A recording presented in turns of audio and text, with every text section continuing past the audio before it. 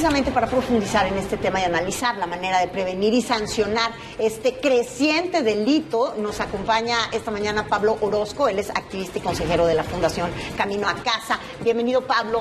Gracias por estar aquí. Gracias, Mónica. Hablábamos precisamente hace un momento, mientras corría la nota, de que es un delito que, pese a todos los esfuerzos que en México se han hecho, porque sí se han hecho, hay que reconocerlo, pero no es suficiente, porque el delito crece. Así es. Sí somos uno de los países que ha dado de los mayores avances en varios temas. En tema de ley, se logró la ley contra la trata de 2012, una ley general que presentó algunas cosas muy novedosas. Por ejemplo, la ley sanciona a toda persona que lucre con la explotación de otra persona, incluyendo, por ejemplo, la prostitución ajena, ¿no? Uno de los modalidades de trata más frecuentes en México es la explotación sexual, y esto principalmente en mujeres y en mujeres tanto mayores como menores de edad. Niñas. Exacto. Por ejemplo, en Fundación Camino a Casa hemos atendido a víctimas desde 9 años de edad. Entonces, bueno, es un combate en el que nos tenemos que sumar todos, no nada más esperar que el gobierno se sume, sumarnos como sociedad, porque al final la razón por la que esto crece es porque seguimos justificando este tipo de conducta, seguimos justificando desde una cultura machista. Sí. Hay que hablar de algo que es muy importante a propósito de lo que tú estás mencionando. La sociedad civil ha sido muy importante, fundamental, las organizaciones de la sociedad civil en la lucha contra la trata. Como tú bien dices, bueno, el gobierno tiene sus instancias, hace sus esfuerzos, pero no hubiera sido posible algún avance como el que hemos visto de no ser por las organizaciones civiles, porque si algo también caracteriza al delito de la trata es la colusión con las autoridades. Así es, hemos tenido gente muy valiente, ¿no? Que ha luchado desde la sociedad civil. Un ejemplo claro es Mariana Ruénes, quien fundó Sin Trata, ¿no? Y yo he tenido la oportunidad de ser parte de su equipo. Y pues una joven que a los 18 años empieza una organización que hoy es de las más importantes en el país.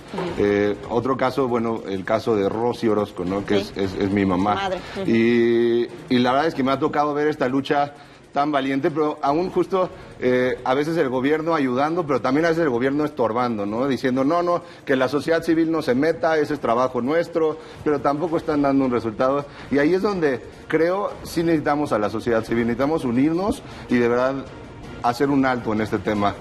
Ahorita, por ejemplo, como sociedad civil, lo que estamos haciendo es pedirle a todos los candidatos que se comprometan a dar resultados contra la trata de personas. La verdad es que las elecciones, pues es un momento donde los puedes comprometer y preguntar, ¿qué vas a hacer? Pero Pablo, más allá que prometan dar resultados, porque eso siempre se queda en las promesas, lo que deben de hacer es generar programas, Así es. O sea, generar acciones, porque más allá de cómo vas a dar un resultado de algo que ni siquiera tienes estructurado, ¿no? Así es, y justo hemos hecho un trabajo de entender la trata de personas, y en esto ha sido aún, por ejemplo, conocer hasta tratantes y entender por qué hacían lo que hacían. Y detrás de la trata de personas hay algo que es muy importante, que es el privilegio y la desventaja. Y eso creo que todos lo tenemos que entender, porque la trata a veces se esconde detrás de cosas como la prostitución, ¿no? Pero hay que entender el profundo privilegio y desventaja que vivimos en esta sociedad, y entonces todos estamos en riesgo de abusar de esos privilegios.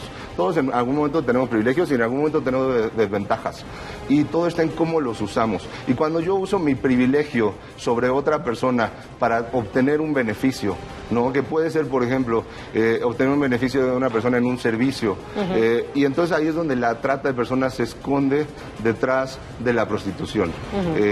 Y ahí es donde necesitamos como sociedad hacer un cambio y decir, yo no me voy a arriesgar a abusar de ese privilegio y de la desventaja de otra persona.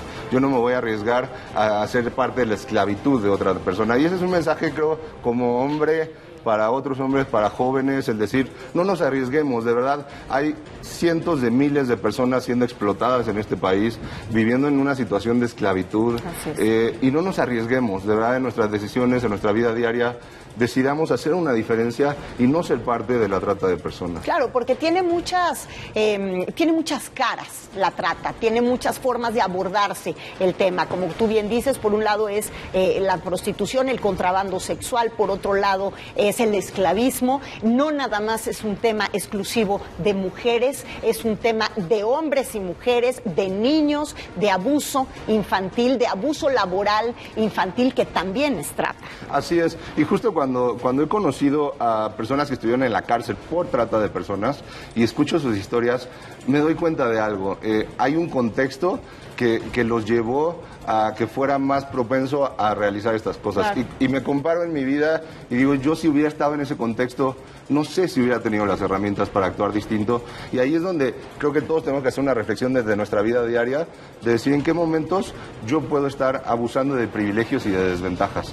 No aún, por ejemplo, detrás del acoso sexual muchas veces también está estas denuncias que se han hecho tanto en temas de medios como en temas de empresas.